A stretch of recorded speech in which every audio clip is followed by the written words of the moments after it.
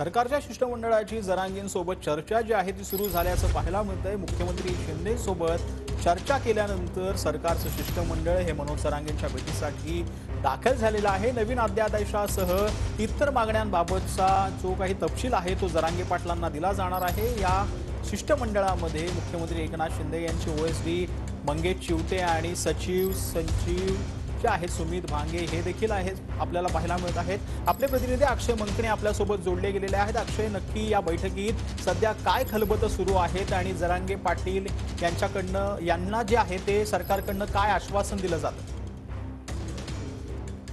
गेल्या 15 ते 20 मिनिटांपासून ही संपूर्ण बैठक जी आहे ती मनोज जरांगे पाटील आणि सरकारच्या शिष्टमंडळामध्ये सुरू आहे। या संपूर्ण बैठकीमध्ये काही सुवर्णमध्य काढला जातो का हे देखील पाहणं तितकेच महत्त्वाचं ठरणार आहे। परंतु आंतरवली सराटीमध्ये ज्यावेळेस आंदोलन करण्यात आलं त्यावेळेस तिथे लाठीचार्ज जो आहे तो पोलिसांकडनं करण्यात आला होता आणि त्यानंतर तिथे संपूर्ण त्याच्या प्रत्युत्तरात देखील दगडफेक झालेली होती। त्यामुळे एकंदरीतच हे सगळे राजकीय जे गुन्हे आहेत ते राजकीय गुन्हे